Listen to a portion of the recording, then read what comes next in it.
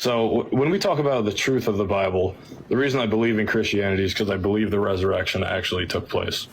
And he did resurrect. And that's the only reason I believe, because if you can disprove the resurrection, then the whole Bible is technically false then.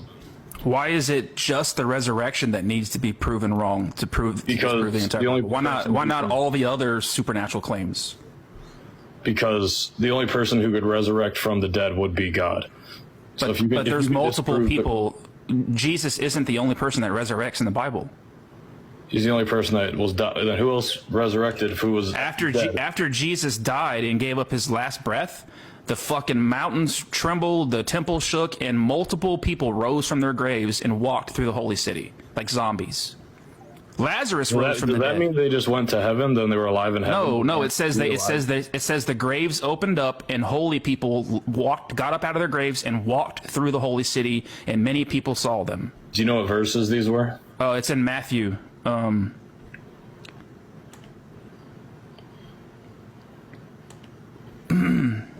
yeah, I'll look it up for you. But Jesus is not the only person that resurrects in the Bible. So that's why I was asking you, like, why would the resurrection be the thing that needs to be disproved to disprove the entire Bible? Why is that the only supernatural claim that needs to be disproved? It's Matthew 27:53. So I believe in context he's talking about those people went to heaven that obviously saw Jesus in heaven. Let's read it, because I think somebody said it in the comments. I think it is Matthew 27:53. I'm looking it up too. So, starting at verse 50, again, Jesus cried out loudly and then died. When Jesus died, the curtain in the temple was torn in two pieces. The tear started at the top and tore all the way to the bottom. Also, the earth shook and rocks were broken. Verse 52, the graves opened and many of God's people who had died were raised from death. They came out of the graves, and after Jesus was raised from death, they went into the holy city, and many people saw them. Well, the holy city would be referring to heaven. No, that'd be, I think it's Jerusalem, I think.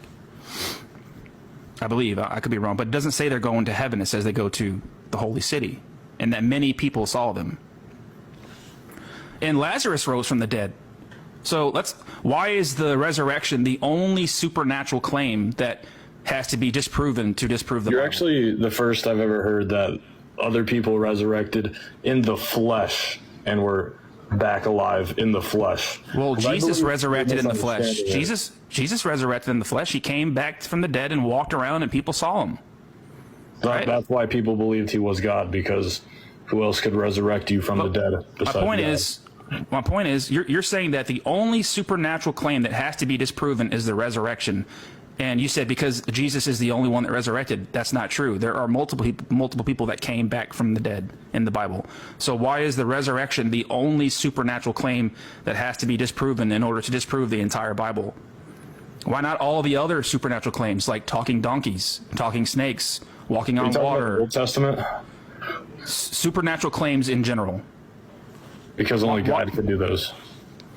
But why is the resurrection the only supernatural claim that has to be disproven to disprove the entire Bible? Because Jesus is claiming to be God. He's claiming to be the Son of God. And if he cannot come back from the dead, well, that's not what you said the first time.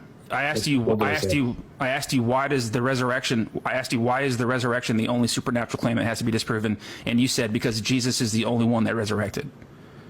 And now you're saying it's because Jesus claimed to be God. Because if a man claims to be God, many people don't believe him initially, but when they see him resurrect, then they're like, okay, this guy must be God if he's able to die. We witness him die, then 3 days later rise from the dead. So do you still hold the position that the resurrection is the only supernatural claim that needs to be disproven in order to disprove the entire Bible?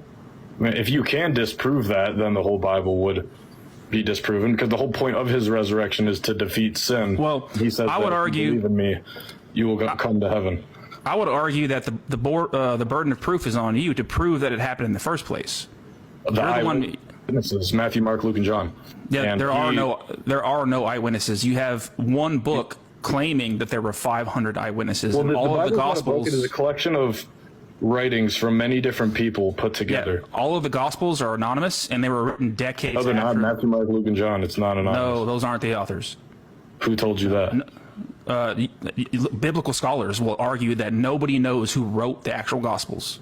They're attributed to Matthew, Mark, Luke, and John, but they are not the definitive authors.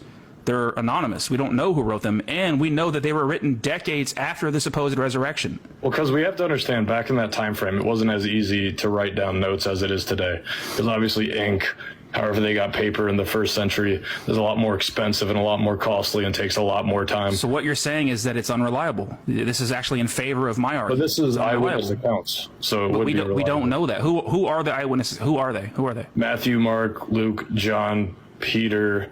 No, the Bible claims that there were 500 people that saw this. Yes, 500 over the course of 40 days. Yeah, and those are claims. That's a book. That is a dusty old 3,000 or 2,000-year-old book claiming that there were 500 eyewitnesses. This is not evidence. People wrote down what they saw. And yeah, these people were martyred. Do people lie? Claiming people lie? That Jesus died. And these people were martyred and killed for claiming they have seen Jesus. People were killed for David Koresh. People were killed for Charles Manson. People were killed for Jim Jones. People were killed for Marshall Applewhite. People wouldn't lie for something that they know is untrue, is my point. People don't lie, you're saying?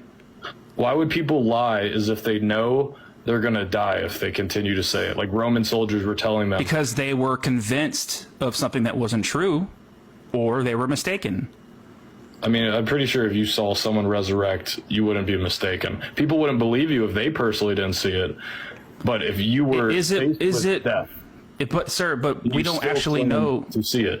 We don't actually know that any of this happened. We just have claims of this happening. Right? Yeah, we have eyewitness accounts, but you can't. No, you don't have eyewitness accounts. You can't name any of them. You have a book claiming that there were. Thank you for the subscription. Thank you so much. I really appreciate that. You have a book that claims that there were 500 eyewitnesses, but we don't know that that's actually true. So I'm sorry, sir, that this is not going to be.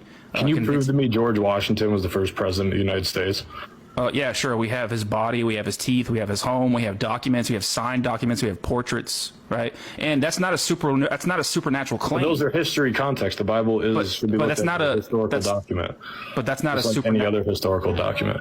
But that's not a supernatural claim. I have no reason to believe that George Washington was not the first president. Well, same with Genghis Khan or Alexander. But those aren't supernatural claims, sir. Like, I'll give you that Jesus existed. I'll say, fine, Jesus. Do you believe he resurrected? No, I don't believe in anything supernatural. There is no evidence to suggest that he rose from the dead and defied all laws of reality.